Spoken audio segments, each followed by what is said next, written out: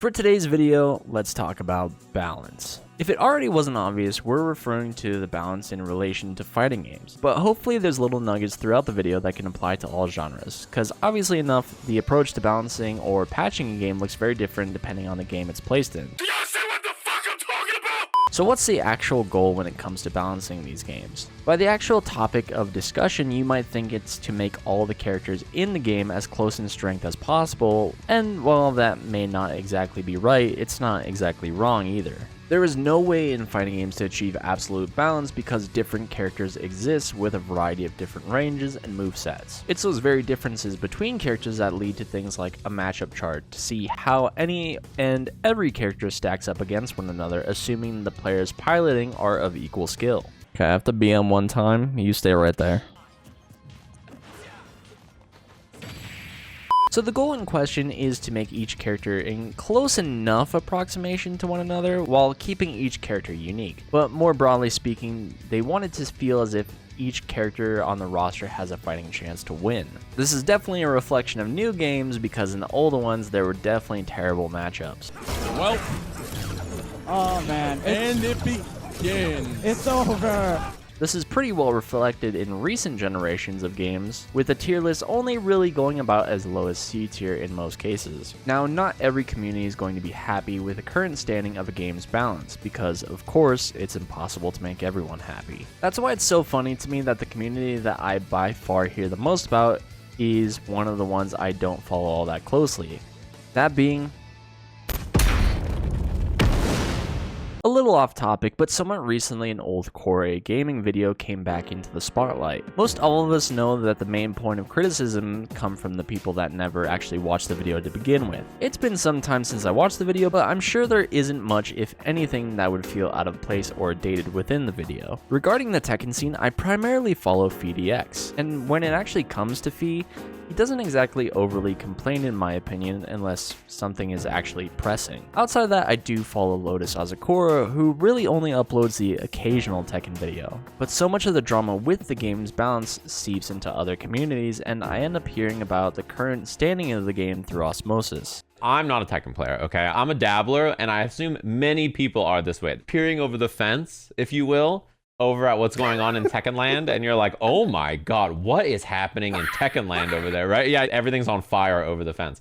By far the most notable point of contention between the players in the current standing of the game was obviously the release of the Season 2 balance patch, which from my limited understanding was a general overtuning of any given character, but as time has gone on, there has been intermittent patching that has slowly kind of put the game into a better standing with the community. I'll leave the content creator's name in question out of it, but roughly this person was saying that we should be looking to have what would be a large majority of the cast nerfed to match the lesser majority of the cast in power. But when it comes down to adjusting character power, things are rarely so black and white. At or around the time, I recall there being a notable tournament around the corner. So while it may be possible that the idea would be better for the overall balance and health of the game, you also have to think about what would be easier as far as workload on the developers. Either adjust a large portion of the cast to match the power level of the handful of characters that are at the bottom, or bring those couple of characters up in power. As of right now, the largest talking points by the sounds of it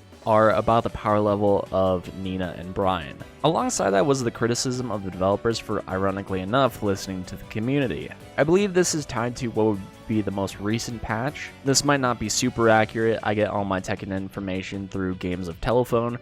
Regardless, we can cycle to the conversation that was from the dude himself. What is a casual? Let's put that one on ice for now. Doubling back to the goals of the developers, what would be the goal of any given patch? Sometimes it may be to satiate the competitive audience, and very possibly a patch could in fact be for the more casual side of the spectrum, either for the already existing casual audience or to potentially draw in a new audience by shaking up the game's balance and giving characters new shiny tools. While a certain character might get some new very strong tools, that doesn't mean that they'll stay that way for long. They're just hoping to grab the audience that they can and hopefully keep them around long enough to get to the actual balance cycle of things. But that in fact is the question. What is a casual? Even though a majority of us aspire to reach the heights of the top level play, it's only a small percentage of us that actually find ourselves at that level. Assuming that we're referring to the top, let's say 10% of players, that still means that the patching question would not be for the other 90. Now, obviously enough, there is a large portion of that 90% that wants to interact with the game in the same way. So this isn't a hard stat, but I like to think you know what I'm getting at here. While so many of us want to interact with the game at the highest level, there's only a small portion of us that actually can. And the things or problems that we run into at the highest level won't necessarily apply to us at the lowest. I'm 110% stealing this example from the Slam Jam man himself, Sajam. This example comes from Killer Instinct. There was a large portion of the community complaining about the character Jago, essentially what would be the Ryu of the game. People were very at odds with his healing being too strong. But instead of the developers just listening to the community and nerfing the healing, they instead chose to nerf his wind kick. The way they looked at it was there were very few places that Jago was actually weak on screen at any given time. So when he was at a weak position, he would wind kick to put himself right in front of you and only leave himself slightly minus on block, putting him right back into his ideal range. The change applied to Jago did not go without criticism, but after that point, nobody really complained about Jago anymore.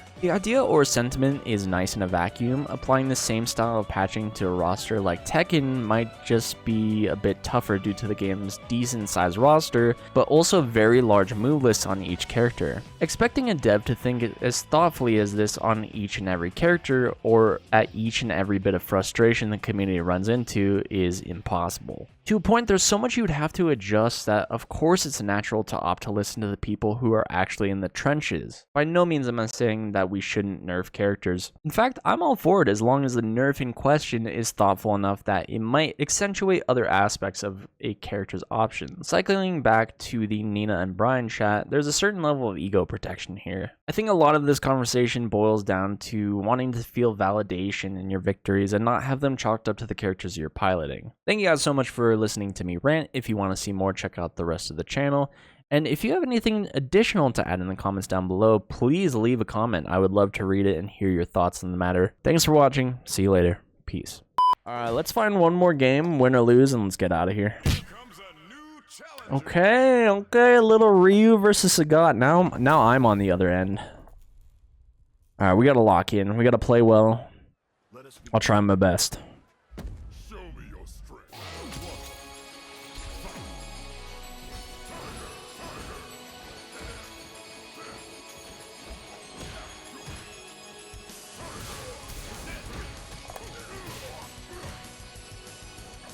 Oh, my DP.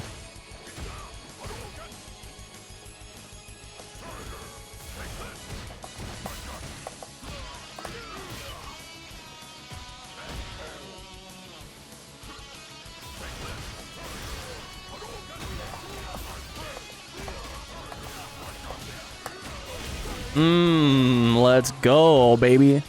That felt good. Yes, sir. Yes, sir. All right, lock in, chat.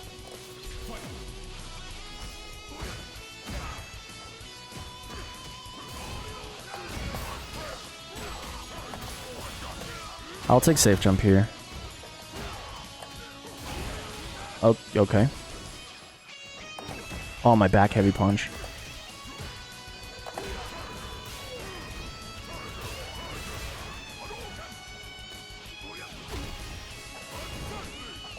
I was gonna do it again if possible. I was actually in too much stun. Alright, first game going to me.